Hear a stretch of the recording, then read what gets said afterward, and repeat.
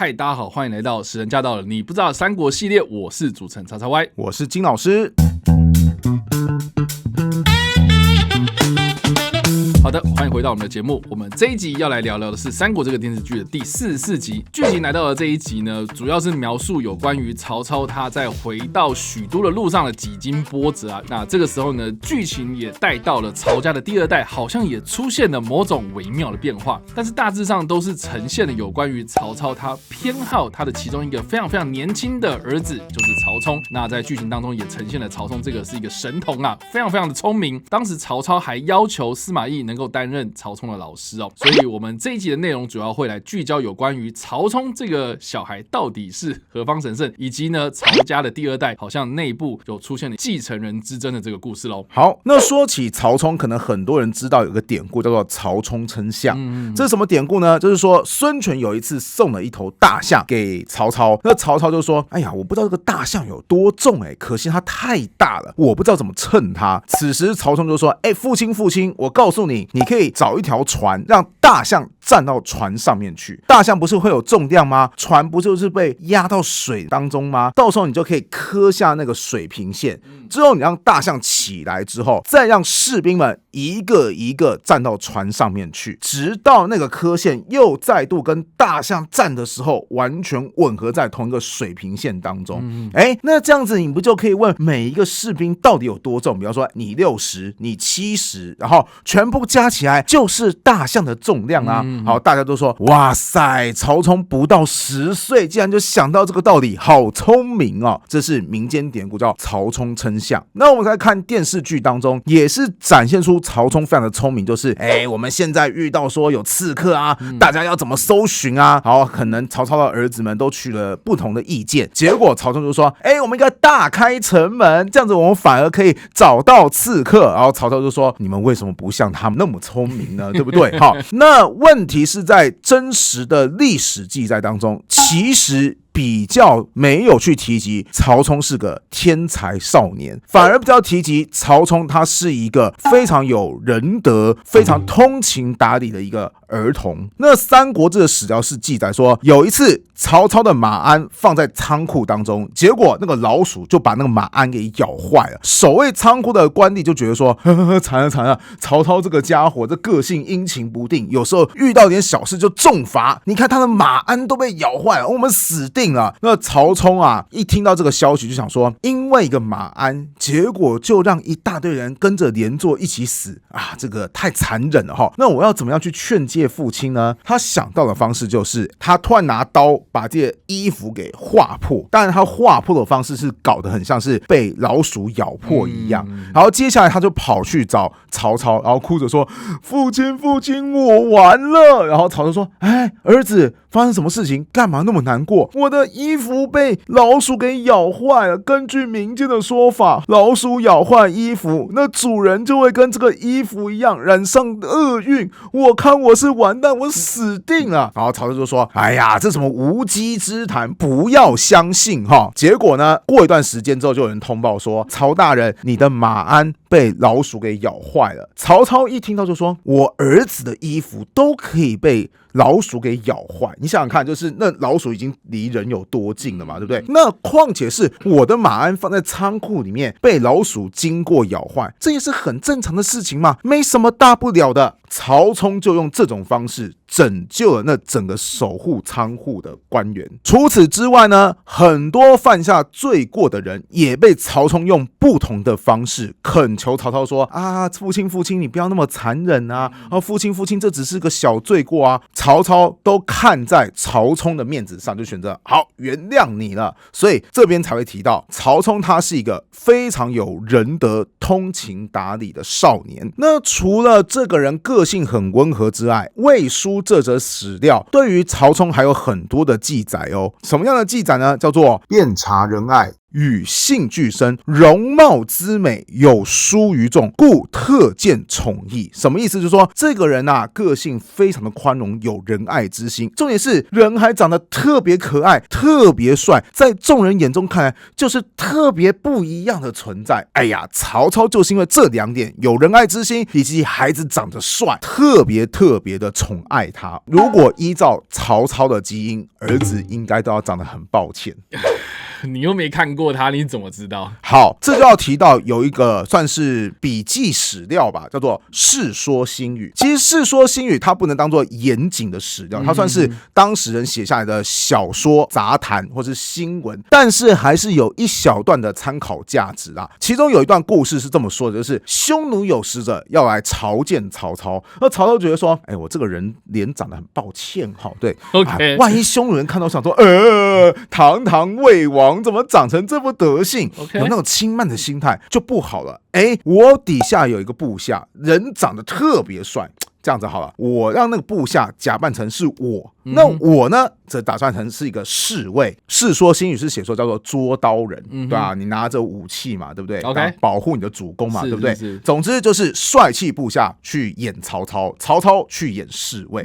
匈奴的使者就来跟曹操交涉嘛，交涉完之后就回去了。然后曹操就派遣人去问那个匈奴使者说：“你觉得魏王长得怎么样啊？”使者就说：“魏王长得真的帅，跟一般人就是不一样。但我觉得啊，真正的英雄人物应该是他旁边那个丑不拉几的捉刀人哦。”曹操一听就说：“啊，竟然被人识破了！来人，把那个匈奴使者给我宰了！”谁知道匈奴使者已经走远了。当然，我们要先说《世说新语》，它的确是有点小说啊、杂谈啊，可能并不是那么的准确。但是你看有这一则传闻出现，你大概就可以知道说，曹操应该是长得真的比较没那么帅啦。所以你就想想看，如果曹操真的没有长得很帅，然后突然发现儿子不像我，儿子好帅，有那种惊喜感，这也是人之常情齁。所以说不定曹操好人妻就是想要洗基因啊。这也是一种可能性啊。对，多提一下，刚刚你有提到曹操好人妻嘛，对不对？这个时候可能会有观众会想说，那莫非曹冲他是人妻带种进来的，所以才跟曹操长得不一样吗？历史倒是有记载，曹冲的老妈名字叫做桓夫人，就是玉环的环并没有特别提到说，她可能是人妻啊，或什么特别的身份。那按照陈寿写《三国志》的特性，如果这个人有特异之处，他一定会注记一下。比方说刘备的耳朵特别大啊，诸葛亮的身高特别高啊之类的，他都会特别注记嘛。桓夫人并没有写到这一点，就知道说他应该就是明媒正娶的，没有所谓洗基因的结果。也就是说，曹操可能更开心，想说，你看这个完全是我的重点是他像他妈妈，不像我，好加在。总之，曹操对这个曹冲是非常喜爱的，但很不幸，曹冲却非常短命，13岁就过世了。好年轻啊！对，曹操后来也是非常的伤心。这时候要提到一个人物，叫做华佗。当年华佗不是有帮曹操治病吗？对不对？后来曹操对华佗很不爽，就说：“这个人就是常常那个摆架子，而且可能后来气到就有一些滑坡的心态。什么意思？就是说，你看为什么华佗一直不把我的病治好啊？一定是因为他想透过这个掌控我这个病人，接下来就是突然政治大权。你看华佗这个人有多贱，于是就想办法把华佗给杀了。杀的时候还说：佗能御此，小人养无病，欲以自重。然吾不杀此子，亦终当不为我断此根源耳。你看这个家伙，就算我不杀他，他也不会医好我。所以这个人怎么样？戏后啦，对，这话讲得很铁，OK。但等到后来曹冲生病，甚至病逝之后，曹操他就说：吾悔杀华佗，令此儿将死也。意思就是说，我后悔杀华佗了。如果华佗没死，我儿子未必会死啊。这个显示曹操，你看从当初讲话这么铁到竟然开始哀叹华佗，可见曹操有多么喜欢曹冲这个儿子。那可是曹冲真的就像是电视剧里面演的一样啊，就是说他是被老鼠咬死的嘛。这个历史当中并没有很确切的记载，只有说他就是很年轻就过世了。倒是有一个部分电视剧有演出来，就是其实很多史料都有透露，曹操可能真的有考虑让曹冲成为他的接班人。比方说《三国志》曹冲的传记当中就有提到，太祖数对群臣称述，有欲传后裔，就是说，我真的觉得曹冲这个儿子很不错，大臣们你们过来跟我商量一下，你们觉得传给我这个小儿子好不好呢？或者是魏略，也就是描述曹魏的史书就有提到，后来曹丕他接管了曹操的权力嘛，对不对？更进一步的当上曹魏的开国皇帝，他那个时候就感叹说，家兄孝廉，自其分也。什么意思？我的大哥曹王就是在宛城爱情故事当中为曹操牺牲的那一位大哥，如果他还在，当然位置是他的，因为他才是大哥嘛，对不对？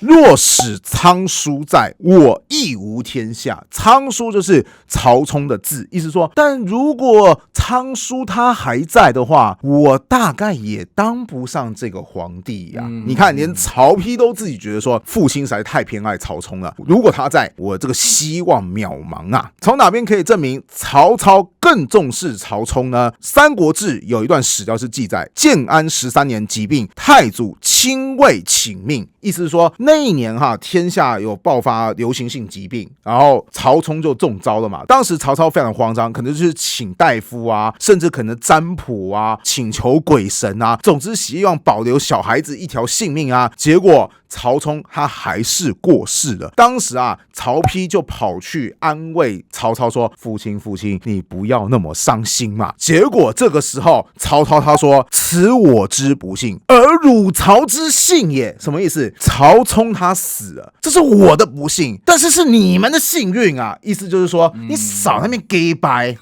最开心的人是你，对不对？因为我不幸死了一个天才儿子，但是你们这些家伙就不用担心继承权的问题了，对不对？你看话讲成这副德性，我猜那时候曹丕就是哇，老爸你这样讲话可就难听了。对啊，你看我连讲都没讲，你就自己先讲了。对，就是搞得好像说是我们所有人其实在内心戏后还要假装来安慰你。哇塞，老爸做人不是这样子做的吧？那话说到这边，我不得有一个很有趣的假设，就是如果曹冲他真的没死，那曹操真的觉得说让曹冲来当接班人，那事情会发生什么变化呢？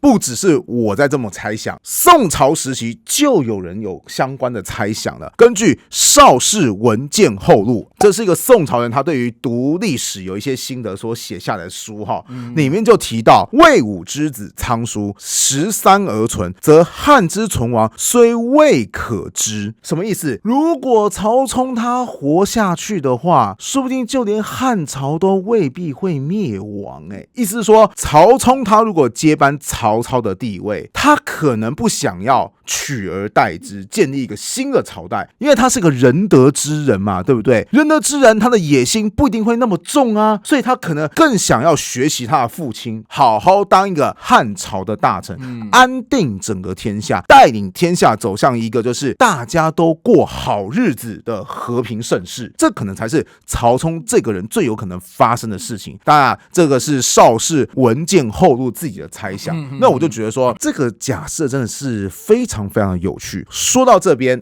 我也已经介绍完曹冲这个人，也介绍过说曹操真的很喜欢他。那我就想问一下叉叉 Y，你觉得如果曹冲他真的就是当上了曹操的接班人，你又会觉得会发生什么事情呢？我觉得这位宋代的文学家他的这个猜想，我个人也蛮认同的啦。怎么说？因为毕竟你刚刚也有提到嘛，他这个人就是有仁德之心嘛，是很多事情呢，在他的一些介入之下呢，曹操就显得他的作为就变得非常的圆滑，而不会这么的硬刚。所以说不定确实这个汉室应该还会再继续保存下去哦。而且呢，我甚至大胆的预测啊，说不定呢，这个司马家哦，后来也有可能他的发展会被受限到啊。你这样子说的话，那我再更大胆的假设好了，是，如果曹冲极度的遵从汉室，是，那汉室的正统就始终在汉献帝这边嘛，那会不会刘备连一点话语权都没有了呢？那如果曹冲他是一个仁德之人的话，他说不定会跟刘备合作啊。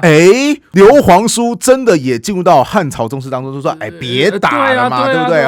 为了天下百姓嘛，对不对？你是皇叔我还不知道吗？那让你来当官员嘛，你当不当？我觉得这个时候可以有更多滑坡的猜想，就是这个时候刘备接到说什么，竟然要让我去当汉朝官员，我要是拒绝，我就是拒绝皇帝的威信。